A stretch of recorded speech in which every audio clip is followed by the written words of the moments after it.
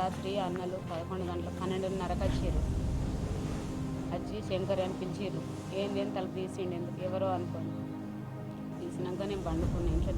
ఎవరు అనుకుని వచ్చిండు. అరుగు మీద కొంచెం మాట్లాడిండు వాళ్ళతోని. ఏంది అని అంటే కొంచెం మీతో పని ఉంది అని తోలుకపోయే మూమెంట్లో ఇగో వీళ్ళు వచ్చిండ్రు, నేను పోతున్నా, ఏమో కొంచెం పని ఉందట నాకు చెప్పిండు. నేను లేచి ఎటు వరకు పోతుర్రు అంటే కొంచెం శంకర్ పని ఉందమ్మా, మళ్ళీ వెంటనే పంపిద్దామంటే నేను నా పిల్లలు హాస్టల్ ఉన్నారు, చిన్న పిల్లలు, నేను అన్నతోనేనంటే అద్దు అమ్మ ఏమైనా తప్పు చేసిండా, ఎందుకు భయపడుతున్నావు, ఏ తప్పు చేసినా మేము ఊళ్ళో పజకొట్టు పెట్టి వినిపిస్తాము, మేము సాటుకు తీసుకుపోయి చేస్తే మా తప్పు కదా, ఏదైనా ఊళ్ళోనే అనిపిస్తాం కదా, ఎందుకు భయపడుతున్నావు శంకర్ అన్న గురించి, తప్పు చేసిన తప్పు చేస్తే చెప్పు, నీకేం భయం చెప్పు అని నన్ను అడిగింది. ఒక గంట వరకే నేను అన్న ఇంటికి పంపిస్తాం కదా, ఎందుకమ్మా ఎందుకు భయపడుతున్నావు, ఏ తప్పు చేసినా మీ సాటుకు తీసుకుపోయి కొట్టము అని అన్నారు.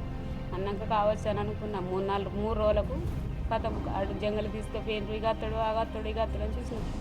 3 రోజులకు ఆయనతో కథ గడి పేసిరు తెలంగాణ ఆయనతో పోయి ఒక జీవరాశిని కట్టుకొచ్చుకున్నట్టు కట్టెలతో కట్టె పువ్వులట్టు వేసుకొని కట్టుకొచ్చిన. ఫుల్ వానలు, అడిగి బండ్లు పోలేవు, ట్రాక్టర్లు పోలేవు, ఆటో వాళ్ళు ఇటో వాళ్ళు ఎత్తుకొని వచ్చారు. 3 రోజులకు సెవెంట్కి వచ్చింది. అప్పుడు నాకు చిన్న పిల్లలు, ఆయన ఏ తప్పు చేయలేడు, అటు లేడు ఇటు లేడు, పోలీసు వాళ్ళు ఊళ్ళో కత్తుర్రు అని ఆయన తీసేసిర్రు. లంజ కొడుకులు 1కి 2 చెప్పి ఆయన మీద యోసన చేసుకొని మేము బర్ల దంద వేసుకున్న బతికినాం. ఊళ్ళు వేసిర్రు. ఆయన సెల్ ఫోన్ లేవు, అప్పుడు ఏం లేవు, ఆయన తీసేసి పట్టుబట్టిరు. పోలీసు వాళ్ళు ఊళ్ళో కత్తుర్రు అని ఆయన తీసేసిర్రు. ఆయన అప్పుడు ఫోన్లో మా అన్న డైలీ కొరట్లకు పాలు తీసుకుపోవు, ఇక్కడ నుంచి పాల కేంద్రం పెట్టుకున్నాం. ఆయన రోజు సిటీకి పోతుండే అన్నట్టు ఆయన ఏవట్టి ఊళ్ళకి పోలీసు వాళ్ళు వస్తుర్రు అని ఆయన చంపారు. 3 రోజులకు పేపర్కి ఇచ్చారు. ఆయన చంపింది మా తప్పు, చెప్పుడు బట్టలకి ఇట్లా జరిగిందని పేపర్కి ఇచ్చారు. మాకు ఒక కాల్ తీసేసినా మాకు బతుకునేమో. చిన్న పిల్లలు,